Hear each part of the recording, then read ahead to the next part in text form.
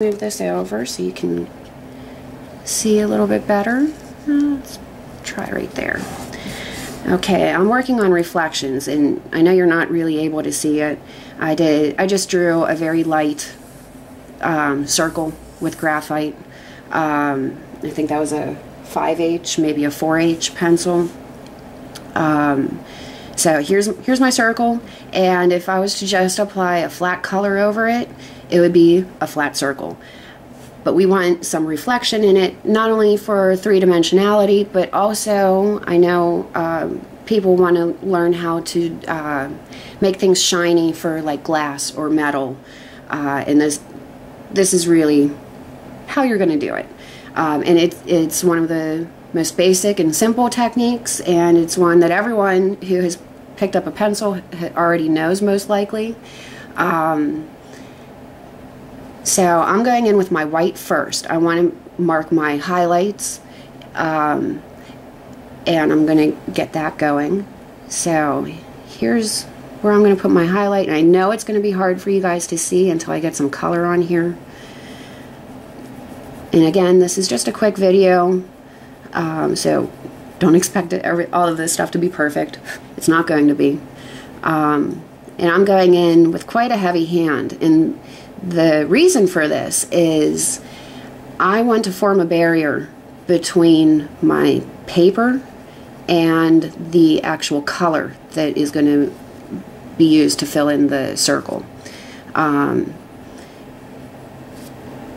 You could always do your color first and leave your white area, what is to be your shiny area, alone, and then go in with your white. I personally prefer to go with my whites first. That way, if any of those little crumbs get in that area, once you go over it with your white, you're not going to get smears and smudges. So, okay, I've got a nice heavy coat of white here. No paper is showing through my white. I'm just blowing away my crumbs. I do have a feather duster thingy here somewhere, but it's not handy, and I'm not going to waste my time looking for it. So let's make this a blue sphere. Whoop.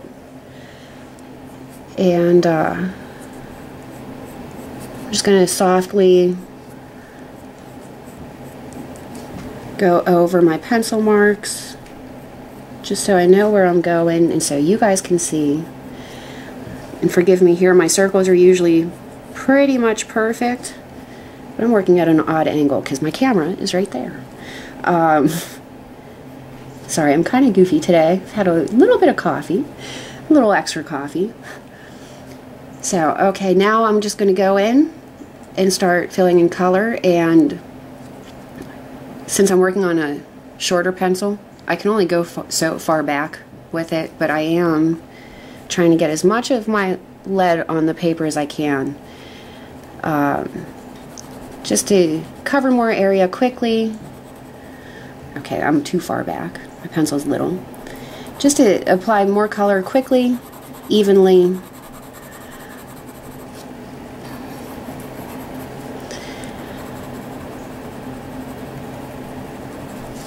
And in a second, you're going to see what happens when you get color on top of your white. And it's actually kind of neat.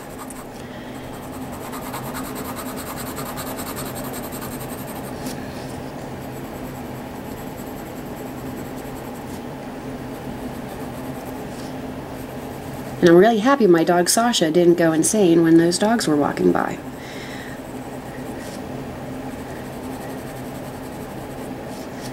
I don't ever want to put my viewers in pain.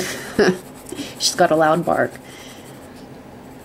Okay, so I've blocked off, I've gone quite around where my white highlight is.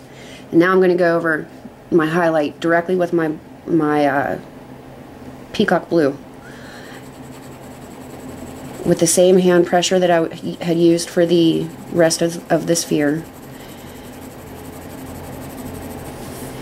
And yes, you are getting blue on top of your white.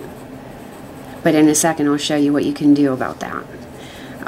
You could also go around it and not put any pigment on your white at all, and that's fine too. It just kind of depends on the on the overall effect that you're looking for, or you know, do you want your white to be tinted blue a little bit, or do you want it to be bright white?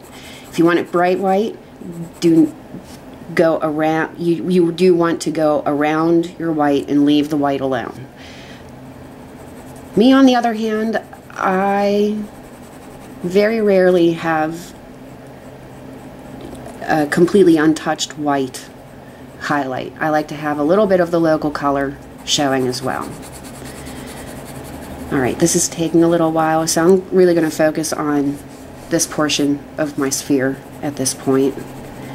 We have a lot to cover, and I don't want to bore you guys with another 15-20 minute long video.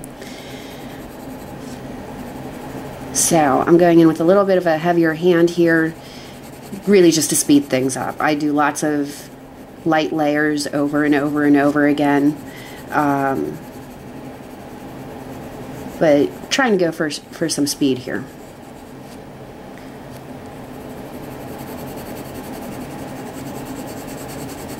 Okay.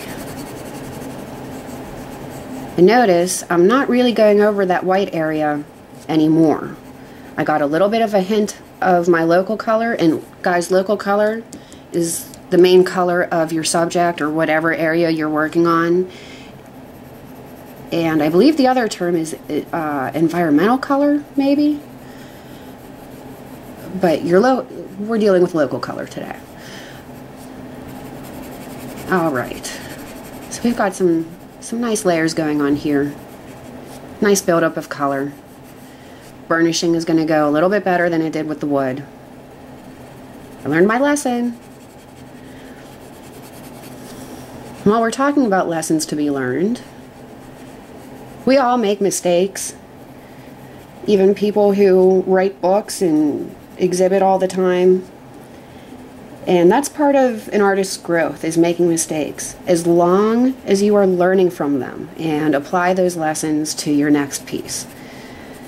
You know, so I made a mistake with my wood, but I've already learned from it and applied it to my next section of reflections. So, okay, I'm done with my peacock blue. I'm going to blow away my little crumbs. And now I want to burnish my blue a little bit. I hate seeing the white paper flecks in there. It just irks me. You know, the more saturation, in my opinion, the better. Though that's not always the case, depending on what you're working in. Sometimes we need a little extra softness, and that's when the paper flecks come in handy. But me personally, I typically do not like them. And notice I'm still kind of working around my highlight. Okay, so I burnished that portion of the sphere, and now the highlight that does have a little bit of this blue in it. Now I'm going to go in and burnish this white area, which doesn't take a whole lot because I put a lot of heavy-handed pigment down beforehand, and that's my like I said, that was my barrier between the paper and the color. And I like my highlights to reflect the color that's around or behind the highlight. So this is a reflection in its most simplest form.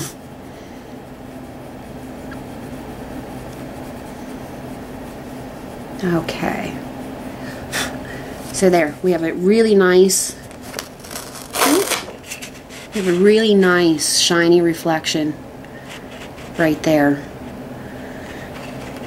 And while I'm here, we'll go back to the wood so you can see that a little bit better too. Not so great, but hell, give me a break, people. I don't draw wood and stuff very often.